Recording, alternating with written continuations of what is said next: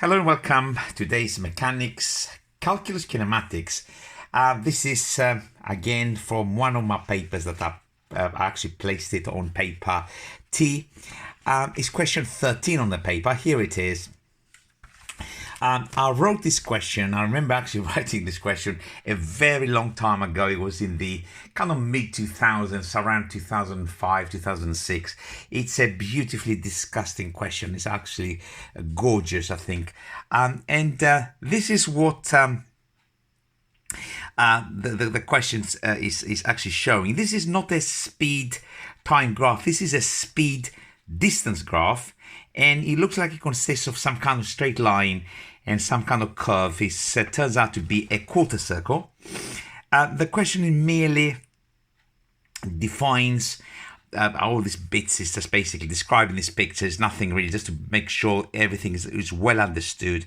And it's actually saying, from this picture, can you determine in exact form the total journey time of the particle, which is based on this speed distance graph. And it's actually giving us an integral there, which is quite for straight mathematicians, you wouldn't know how to integrate that. So quite clearly, when you get to this question at some point, almost certainly you will need to do this kind of integration somewhere. So that is taken as a given.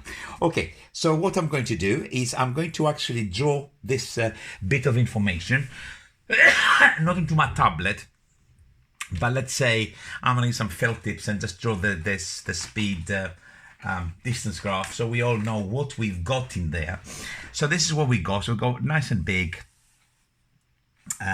This is now, we have to be very careful. This is the distance axis, and the distance axis, it might make sense to call it x for the distance and v for the speed. All usual units, meters, seconds, etc., etc. And we've got here a straight line which looks something like this. And I'm going to put some numbers there in a minute. Pardon me, as per usual, coughing. And this is now a quarter circle of unappropriate radius. And let's put some numbers for that. This is a 5. This point here has coordinates 30 to 20, which means this is 30 here. Let's put 0 here. And since this is a quarter circle, the radius is 20. So it's another 20. So this will finish at 50. And this is basically the picture. And we need to find now, in this particular question, the total, in exact form, the total journey time for this particular particle. Okay.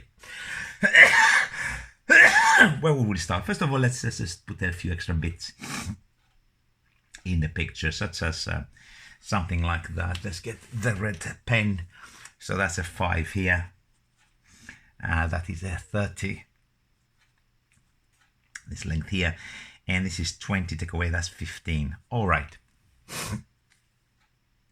So where we're going to go with this particular picture is, well, first of all, we're going to work out the gradient.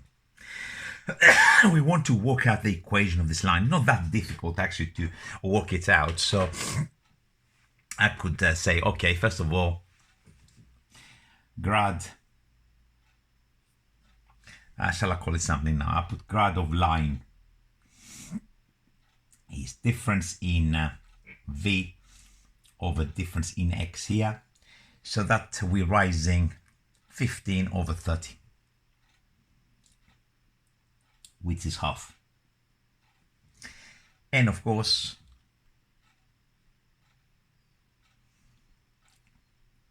the line in this particular case is quite clearly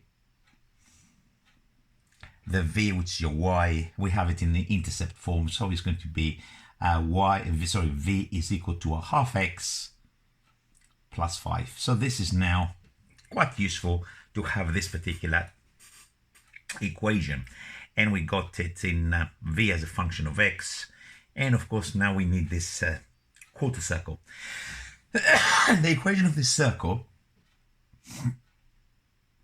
no quarter circle, but just a circle that would have been centered at 30, 0, and radius of 20. It would have been, we are in x, so x minus 30 all squared plus your y, which is of course v squared, is equal to the radius squared, and the radius squared is of course 20 squared.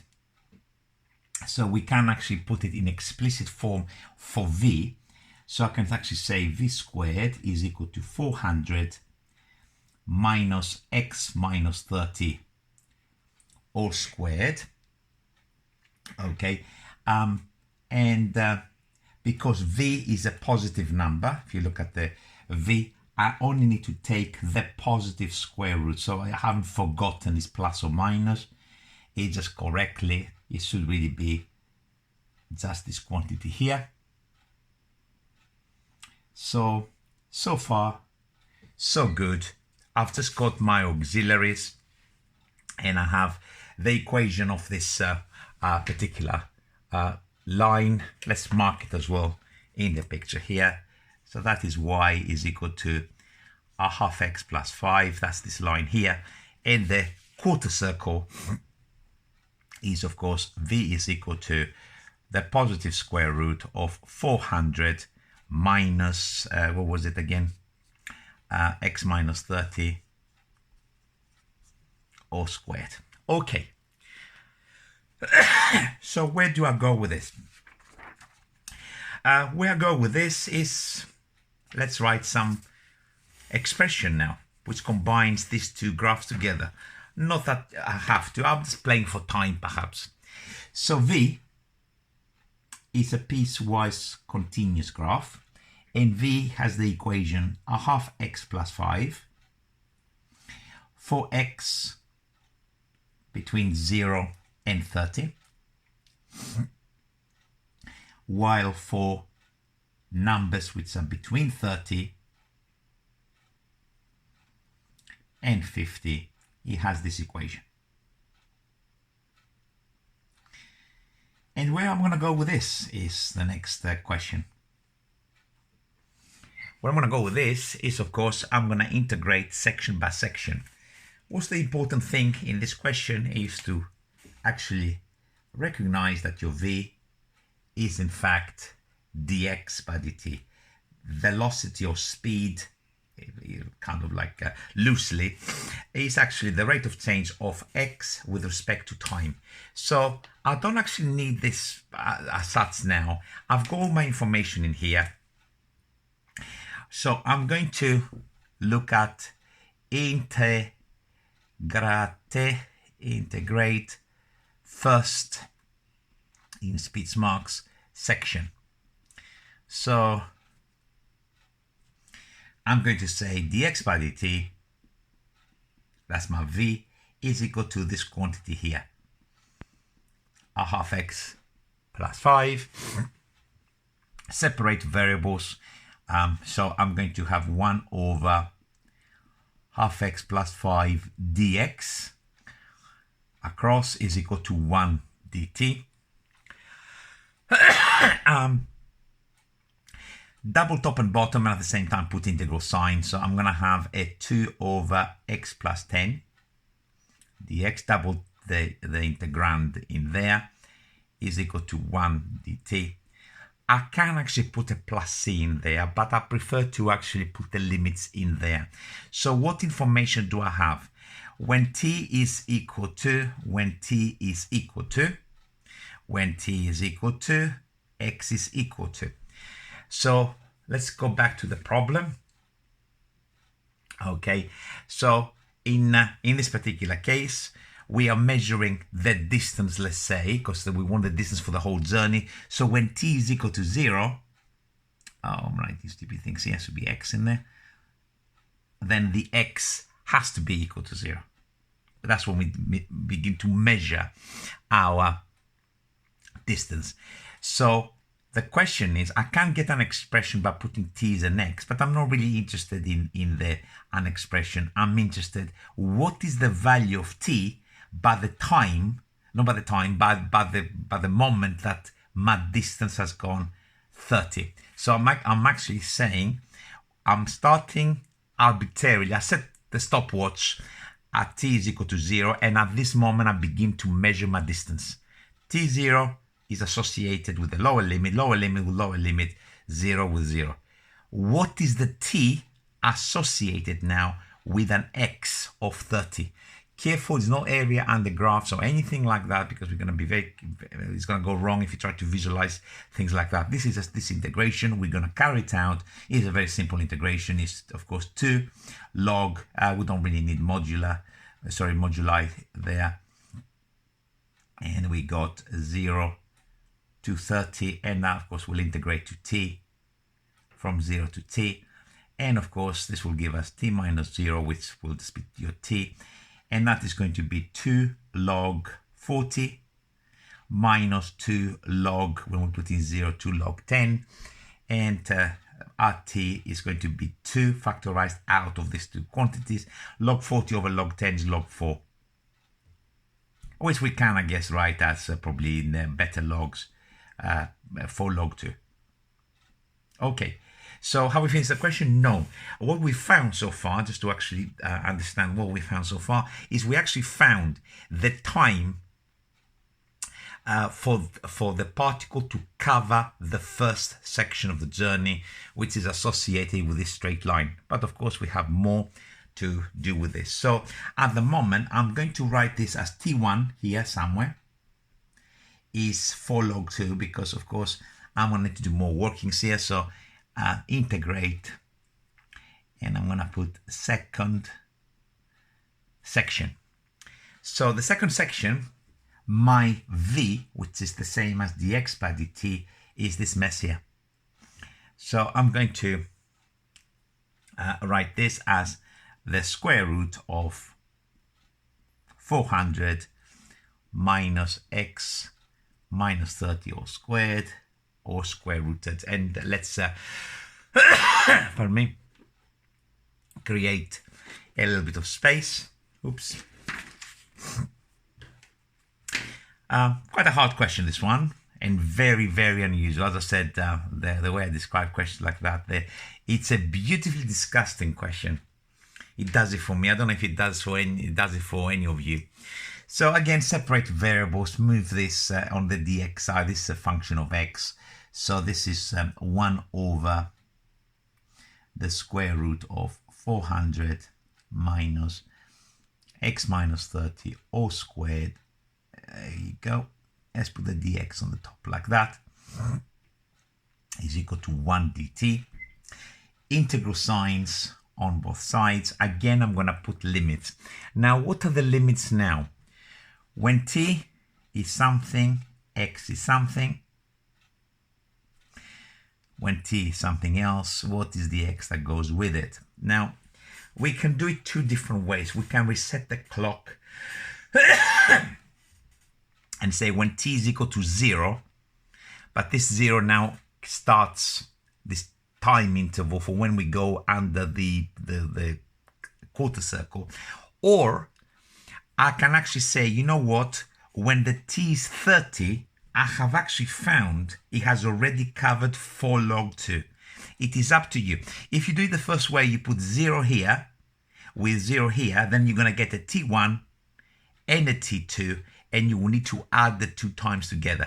If you put there when the time is 4 log 2, I have already covered 30 meters. Is it 30 meters there? Yes, it's 30 meters. Let me just come look at the picture. Yeah, it's 30 meters. So that's actually the time is 4 log 2, 30 meters. Then the answer that I'm going to get for my time here, what is the t associated with 50 meters?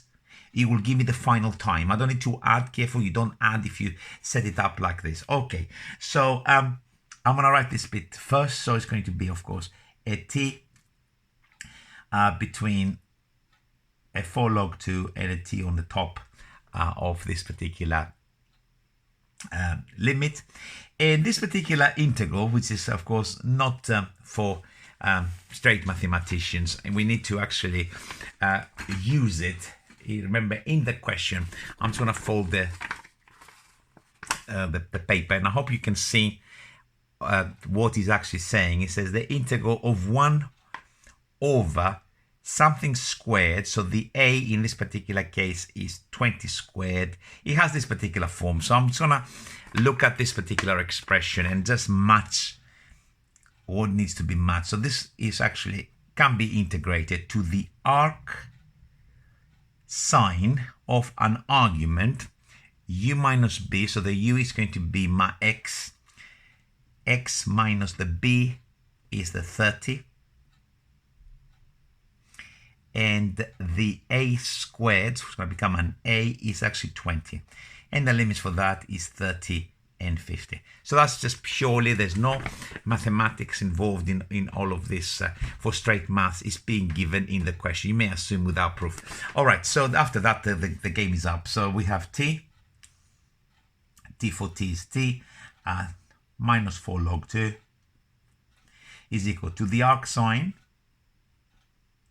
50 minus 30 is 20. 20 divided by 20 is 1. The arc sine of 1 minus the arc sine of 0.